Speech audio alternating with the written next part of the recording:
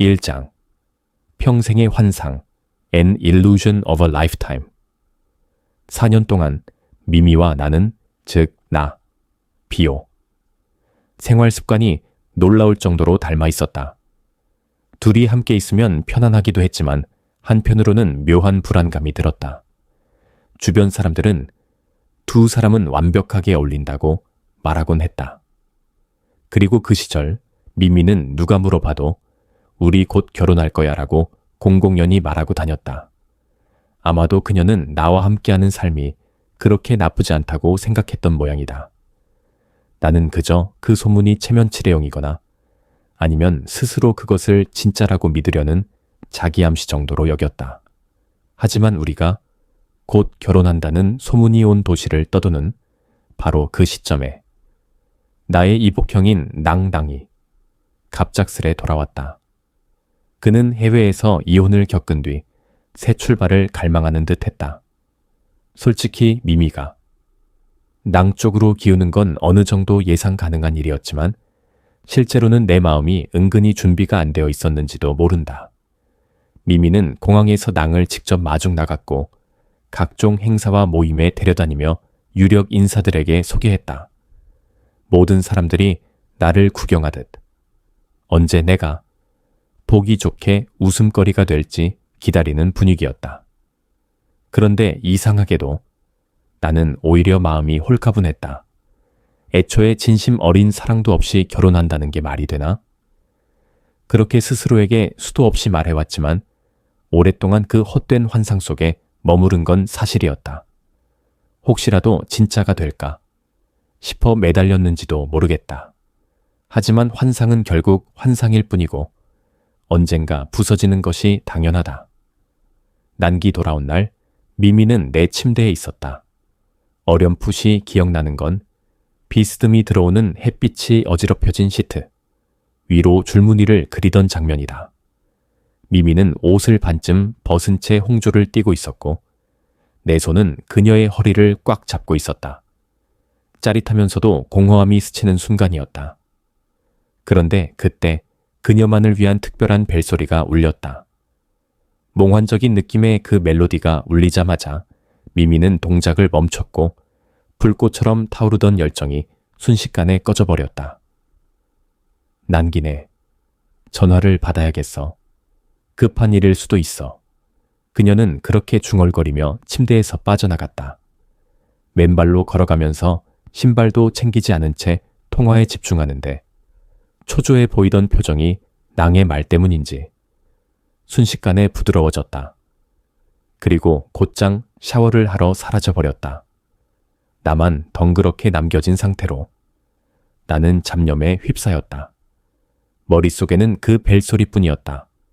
난기 해외로 떠나기 전 미미의 폰에 직접 설정해주며 이 음악 절대 바꾸지 마. 들을 때마다 나를 떠올려줘 라고 했다고 들었다. 그는 그 뒤 운 나쁜 결혼을 선택하고 미미를 내버려두고 떠났는데도 미미는 그 설정을 몇 년 동안이나 유지했다. 그 사실이 왠지 안쓰럽기도 한편으로는 묘하게 아무 감정도 일어나지 않아 서늘함을 느꼈다. 샤워를 마치고 새 옷을 걸친 미미가 방을 나가려던 순간 내가 말했다. 우리 그만하자. 그녀는 블라우스 단추를 채우다 말고 내 말을 이해하지 못하겠다는 표정을 지었지만 굳이 대답하지 않았다. 그냥 갈 길이 있다고만 말하고 서둘러 떠났다. 2장 우리 라는 정의 Defining Us. 처음부터 미미와 나의 관계는 애매했다. 그녀는 대수롭지 않게 비오랑은 잠만 자는 사이 라고 하곤 했고 나도 그런 식의 표현에 딱히 반박하지 않았다.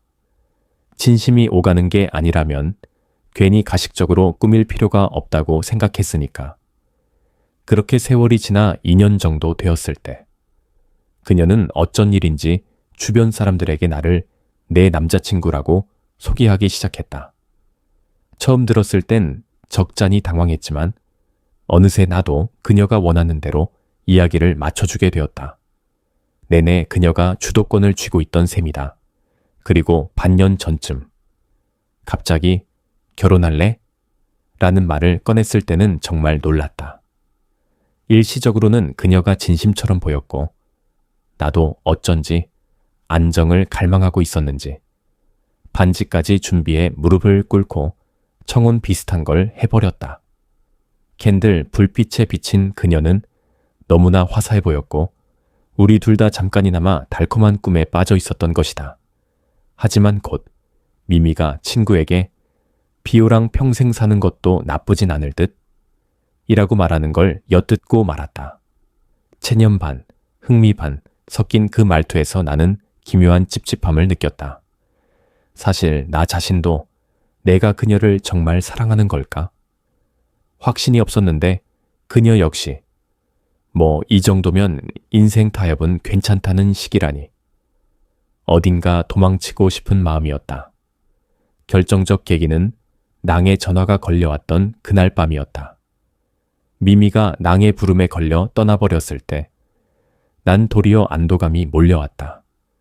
그리고 깨달았다.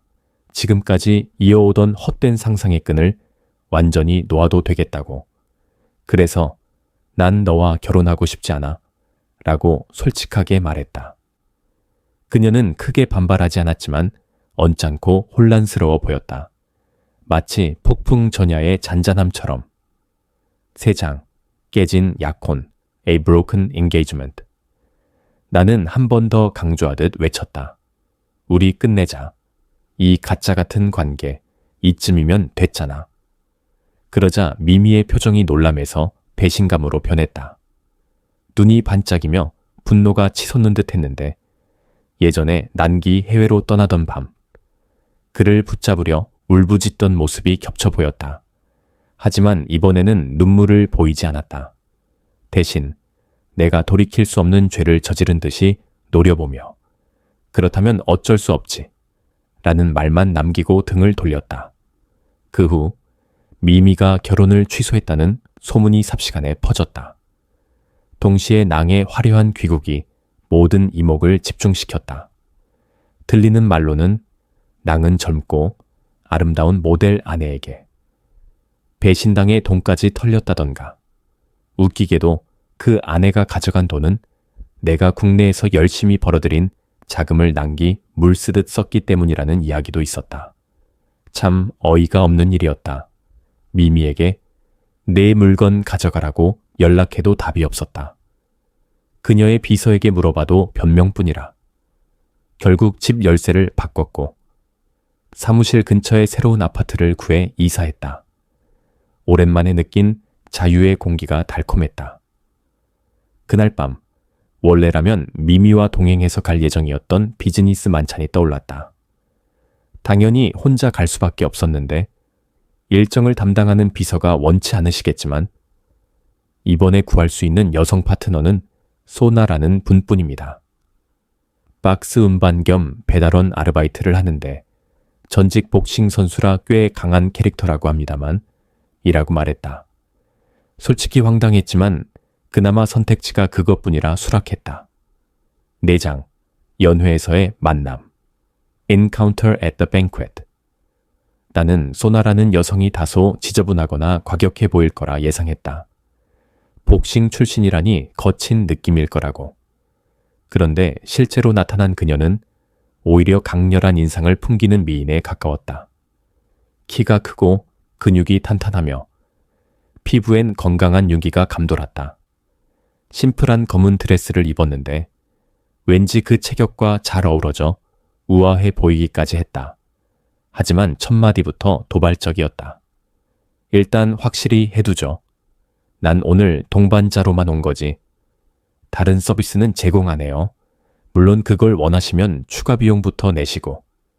나는 기가 막혀 작게 캐하며 그만 좀 하고 낮게 중얼거렸다.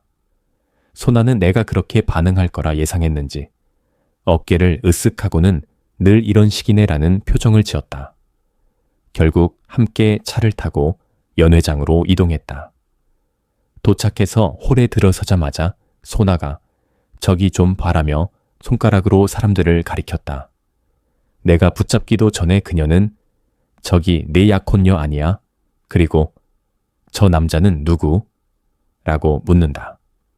내 이를 악물며 그 사람은 내 약혼녀가 아니야. 이름은 미미. 그리고 저 남자는 내 형. 난기라고. 웬만하면 무시하고 싶었지만 난기 먼저 웃는 얼굴로 다가왔다. 비오, 내가 돌아온 지 좀 됐는데 이제야 만나네. 왜 연락 안 받았어? 그는 모두가 보는 앞에서 내가 마치 가족 의무를 저버린 사람처럼 만들어버렸다. 부모님을 찾아뵙지 않고 형제에도 무시한 듯이 묘사를 하면서 본인은 착한 역할을 하는 셈이다. 나는 억지로 미소를 유지하려 했지만 간신히 버티고 있던 찰나 소나가 큰 소리로 끼어들었다. 거참, 뭔가 잘못해놓고 비호한테 뭘 잘못했는지 인정은 안 하네? 떳떳하면 사과부터 하지 그래? 사람들이 술렁이고 미미가 매서운 눈으로 누구신데요? 라고 쏘아붙인다. 그러자 소나가 누구냐고. 문명사회에서 정당한 계약으로 동행한 사람이야. 불만 있어? 라고 당당히 맞선다. 미미는 분노에 찬 말투로 무언가를 더 말하려 했지만 난기 재빨리 그녀를 데리고 물러갔다. 주의 시선을 한 몸에 받은 채 소나는 승리감에 젖은 표정, 나는 진절머리가 난 표정, 그리고 다른 손님들은 수군거리며 광경을 지켜봤다. 5장, 거짓을 끝내다. The End of Pretenses. 약간의 소동이 있긴 했으나 소나는 생각보다 전문적으로 행동했다. 사교적인 태도로 손님들과 대화를 나누고 사진 촬영에도 응하며 뷔페 코너에서 닭고기를 엄청난 양으로 먹어치웠다. 나는 체면상 점잖게 굴어야 했기에 그녀가 쌓아올리는 접시를 보며 은근히 당황했지만 티는 내지 않았다. 연회가 끝난 뒤 나는 그녀에게 꽤 후한 팁을 건네주었다. 그녀는 한사코 사양하다가 반쯤은 체념한 듯 받아들며 좋은 후기 남겨주세요 라고 비꼬듯 웃었다. 무슨 생각인지 100% 신뢰하긴 어렵다는 표정이었다. 헤어지기 직전 소나가 옆눈으로 날 보더니 또 필요하면 불러요. 문제 해결은 자신 있거든 하고 퉁명스레 말한다.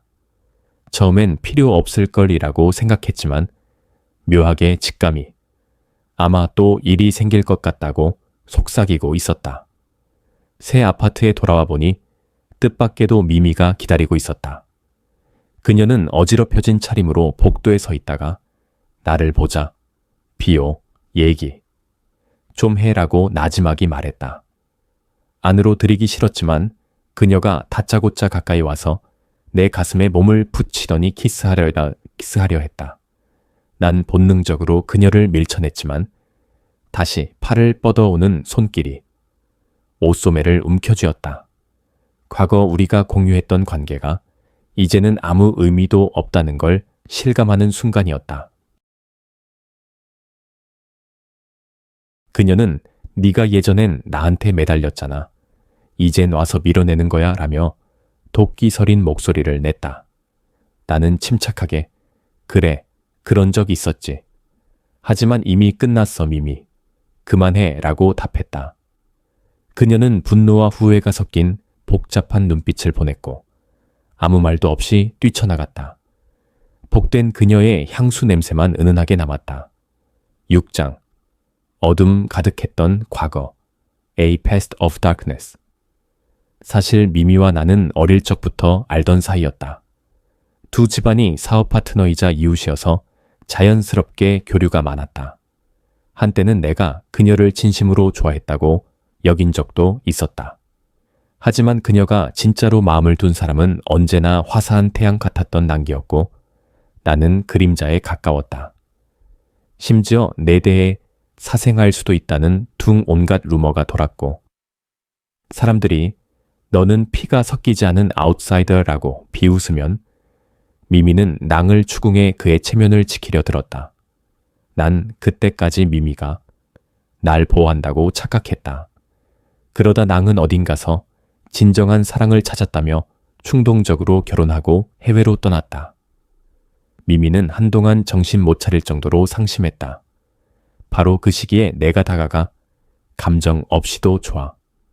서로의 허전함을 채우자며 거래 같은 제안을 했다. 미미는 너 좋아하지 않는데 괜찮아? 라고 했고 나는 괜찮아 라고 답했다. 알고 보니 둘 다 외로움을 달래줄 상대가 필요했을 뿐이었다. 7장 가족과 나 My Family and Me. 낭의 귀국으로 주변이 시끌시끌해지자 내 부모의 반응이 더욱 날것을리게 했다. 어느 날 어머니가 전화를 해 낭을 돌봐주지 않는다니. 네가 아직 가족이긴 하니?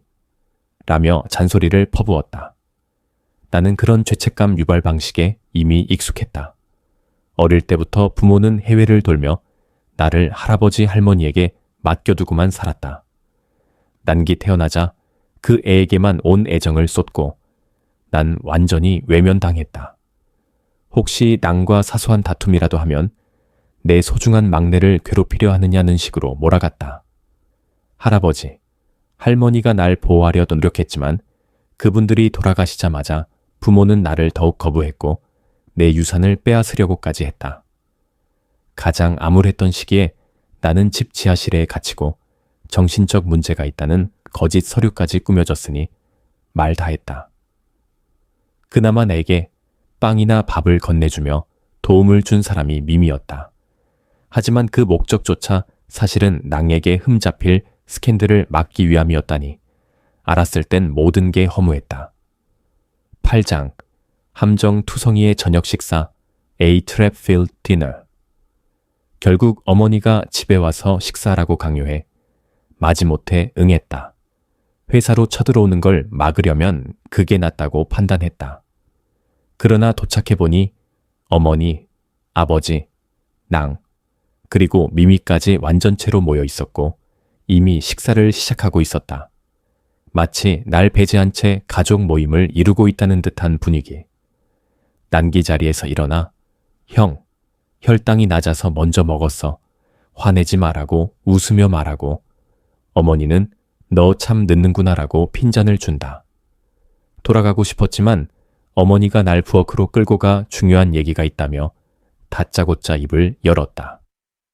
난기, 미미와 약혼하게 됐다. 미미는 원래부터 낭을 좋아했어. 네가 끼어든 게 잘못이잖아. 난기 원하면 넌 그냥 물러나. 그리고 네가 미미랑 복잡한 관계였다는 건 누구에게도 말하지 마. 정말 황당했다. 내겐 한마디. 상의도 없이 모든 걸 결정해 놓은 셈이다. 분노가 치밀지만 이런 사람들과 싸워봐야 소용없다는 생각이 들었다. 난기 시침이 떼고 무슨 얘기해 라며 부엌에 들어오자 어머니는 내게 선물 얘기를 하는 거라고 둘러댔고 우리는 다시 식탁으로 돌아갔다. 그러나 그 자리는 어색한 침묵과 서로 견제하는 기운으로 가득 차 숨 막히는 수준이었다. 참다 못해 내가 의자에서 일어나 테이블 모서리를 잡았다. 아버지는 불안한 눈빛으로 나를 쳐다본다. 나는 휴대폰을 꺼내 짧게 말했다. 소나, 가져와. 몇 초 뒤 소나가 커다란 망치를 들고 식당으로 난입했다. 어머니는 기겁하며 뭐 하는 짓이야 라고 소리를 지른다. 나는 그녀에게서 망치를 받아들고 고급 대리석 테이블 위로 힘차게 내리쳤다. 순식간에 균열이 퍼졌다. 그러자 소나가 내 동작이 느리다고 생각했는지 주먹으로 테이블을 한 번에 내리쳐 완전히 박살을 냈다. 접시와 국물이 바닥에 쏟아지고 온 식구가 얼어붙었다. 정적이 흐르는 가운데 나는 아드레날린이 펌프질하는 것을 느끼면서도 묘하게 해방감을 느꼈다. 이걸로 식사는 충분하네요. 소나, 가자. 9장, 새로운 체제, New Arrangement. 차 안으로 돌아오자 내가 소나에게 물었다. 아니, 어떻게 맨손으로 테이블을 박살낼 수 있어? 네가 살살 친 것도 아니잖아.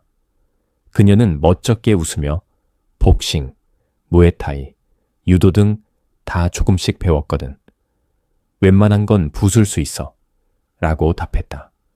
그 순간만큼은 그녀가 내 편이라는 사실에 감사했다.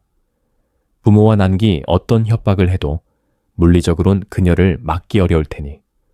물론 이후로 어머니에게서 문자 폭탄이 날아왔고 다음날 아버지는 푸차오차오 푸푸 코퍼레이션의 이사회에 참석해라며 마지막 통첩을 보냈다. 긴장감이 고조되고 있었다. 한편 미미와 낭은 다시 붙어 다닌다는 기사가 쏟아졌다. 약혼 확정이라는 소문이 돌며 도시의 가십에 불을 지핀다. 나는 회사 구조를 재편하고 퇴사할 사람을 받쳐주는 등 정신없이 바빴다. 그렇게 일에 몰두하던 어느 날 소나가 내 아파트 건물로 이삿짐을 들고 나타났다. 그녀는 택배사 유니폼을 입은 채 개인 비서로서 24시간 대기하려면 여기 사는 게 편해요 라고 주장했다. 솔직히 말도 안 되는 논리였지만 거절하기도 귀찮았다. 여태 무심한 세상 속에서 누군가 이렇게까지 든든하게 곁에 있어준 적이 없었으니까. 알았어. 다만 인테리어 하다가 벽 부수진 마. 하고 웃으며 응해줬다. 10장 과감한 퇴장 A bold exit. 며칠 뒤 나는 결국 푸 코퍼레이션 이사회에 참석했다. 아버지와 어머니 그리고 미미까지 그들은 나를 완전히 축출하려는 모양새였다. 미미는 자신의 집안 자금을 대변하는 역할로 회의에 참여했고 내가 추진하던 계약들을 막아온 장본인이기도 했다. 여러 임원들은 실적 부진을 문제 삼으며 날 몰아세웠다. 나는 광택이 번들거리는 회의실 테이블에 서서 제가 더 이상 어울리지 않는다면 기꺼이 물러나겠습니다 라고 선언했다.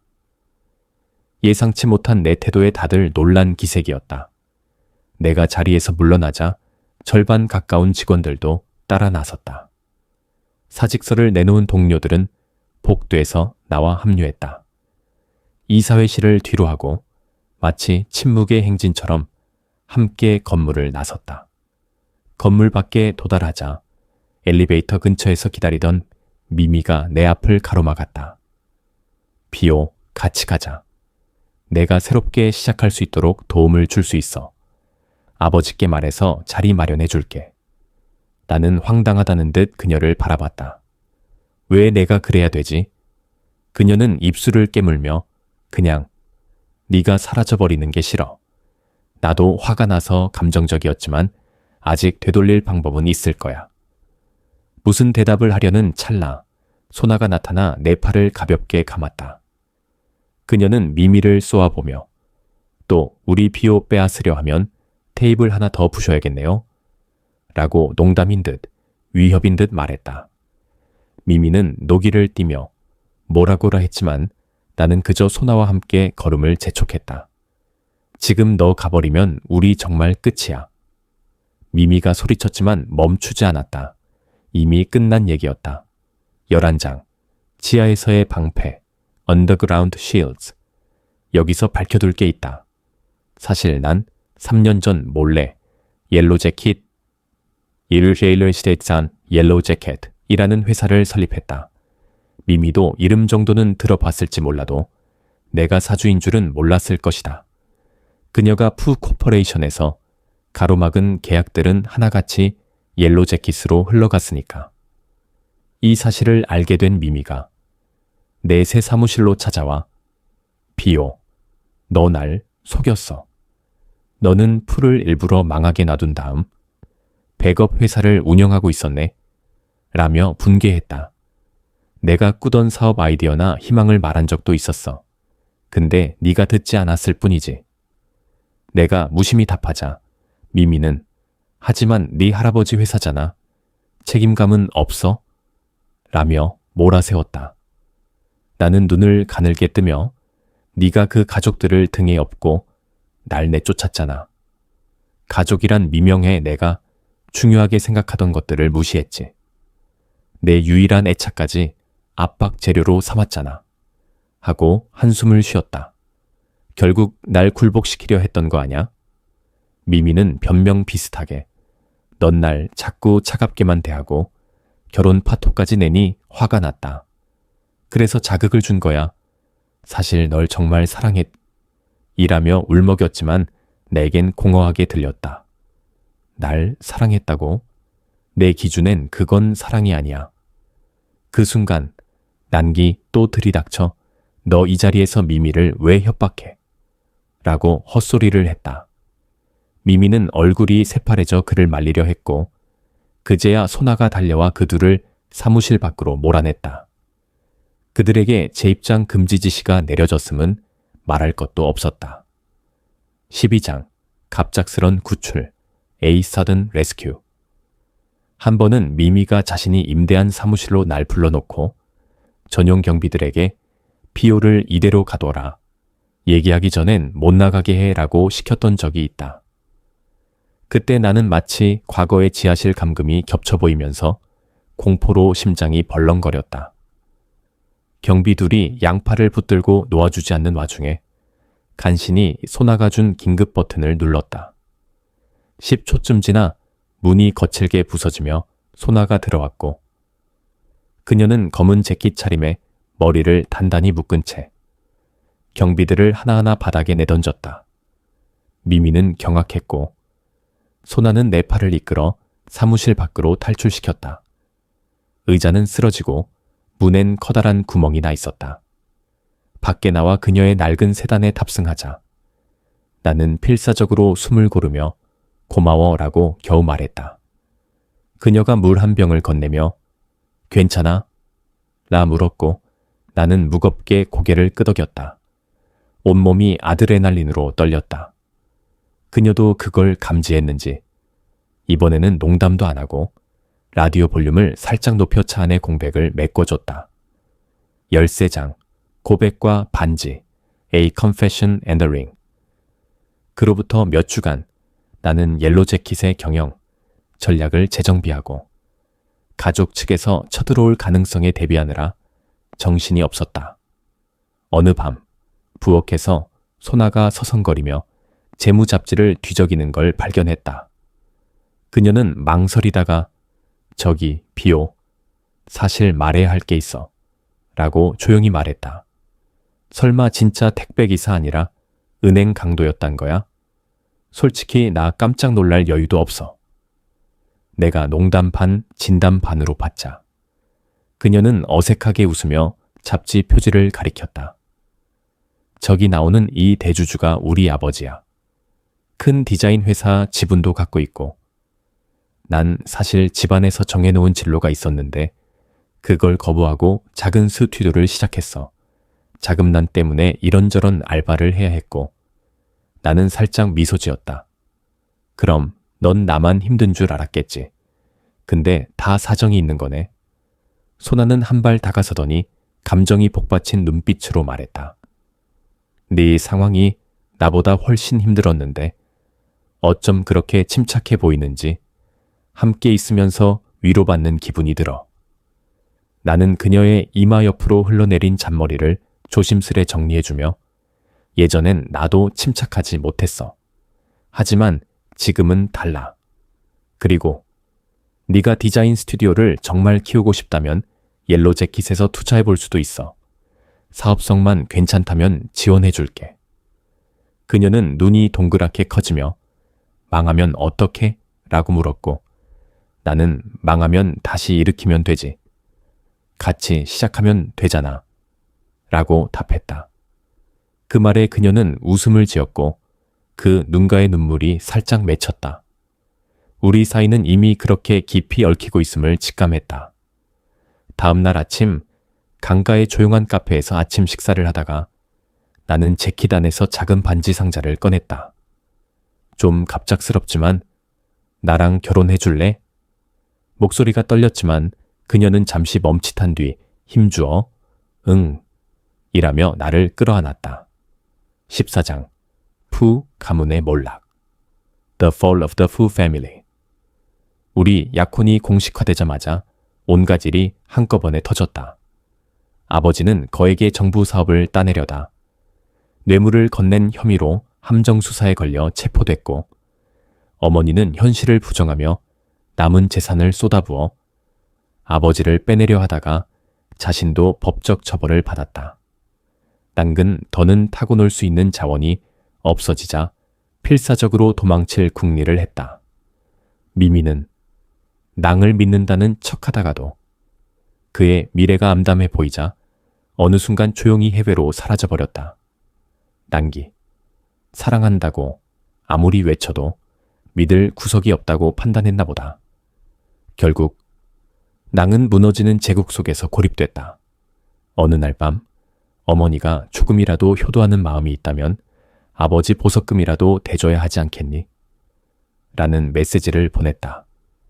평생 나를 사랑해주지 않던 아버지가 이제 와서 할아버지, 할머니의 이름을 들먹이며 내게 호소하는 꼴이 씁쓸했다. 나는 할아버지는 굶기진 말아라라고 했지 불법까지 저질러 구하라고 하진 않았어요. 라는 문장만 남겼다. 아무리 잔인해 보여도 끝없는 구렁텅이에 돈을 쏟아부을 생각은 없었다. 어머니는 직접 찾아오려 했지만 내 오피스 경비 시스템에 막혔다. 그리고 소나가 정중하면서도 단호하게 오늘은 비호가 당신들 헛소리를 들을 시간 없습니다 라고 내쫓은 모양이다. 15장 평온과 가능성 Peace and Possibility. 결국 낭은 완전히 재정 파탄에 빠졌다. 해외로 도망치려 재산을 처분하려던 중 어머니가 붙잡고 늘어지자 몸싸움 끝에 어머니가 도로에 밀쳐져 하반신이 마비됐고 도주 직전에 낭은 공항에서 체포당했다.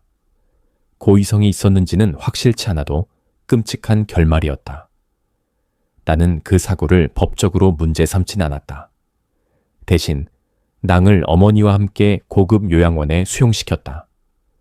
그건 내가 몰래 비용을 대는 곳으로 적어도 굶주리진 않게 해주기 위한 최소한의 배려였다. 예전에 할아버지와 할머니가 보여준 사랑에 대한 마지막 예우랄까. 낭은 반발했지만 내가 내 전처 젊은 모델 아내 단테 에게 내 위치를 알려줄까라고 하자 얼어붙었다. 그녀가 상당히 복수심에 불타다고 들었기 때문이다. 결국 어머니와 낭은 우울한 요양원 방에서 서로를 원망하며 삭막한 날들을 보냈다. 소나가 모니터링을 한번 해본 적이 있는데 저 둘은 끝도 없이 서로를 물어뜯고 욕하고 있어. 정말 혐오스러워 라고 분개했다. 나는 들어야 할 의무 없어. 너무 마음 쓰지 마라고 달랬다. 소나는 잠시 울분을 토하듯 네가 과거에 너무 많은 걸 잃었잖아. 내가 그때 널 알았더라면 이라고 중얼거렸고 나는 그녀를 살포시 안고 그건 중요치 않아. 난 살아남았고 할아버지 할머니의 진짜 사랑도 느꼈고 지금은 너도 있잖아 라고 답했다. 한때 나는 내 삶이 상실로만 가득 차 있다고 여겼다. 부모의 냉대, 미미의 이용, 낭의 교활함. 그래도 인생은 흘러가고 매일 숨쉬는 순간마다 미래를 조금씩이라도 만들어갈 수 있다. 소나와 나는 소규모 결혼식을 올렸다. 화려한 장식도 수백 명의 하객도 없었지만 옐로재킷 직원들과 몇몇 가까운 친구들 그리고 평온한 공기가 함께했다. 잃은 것도 많았으나 그 이상으로 얻은 것도 있었다. 미미는 해외 어딘가에서 살아간다는 소문만 있으나 다시 돌아오진 않았다. 다른 이름으로 세기를 찾았을 수도 있다. 진심으로 뉘우쳤을지 혹은 헛된 꿈 위에 또 무언가를 세웠는지는 모르겠다. 솔직히 이젠 전혀 궁금하지 않다. 나는 소나와 함께 조촐한 둥근 테이블 앞에서 혼인 서류에 사인했다. 미래는 불확실하지만 적어도 우리가 직접 선택할 수 있다. 모든 이야기가 완벽한 시작을 갖는 건 아니다. 때로는 한번 완전히 부서져 본 사람들끼리 손을 맞잡고 새로운 길로 나아가는 결말이 가장 멋진 엔딩일지도 모르니까.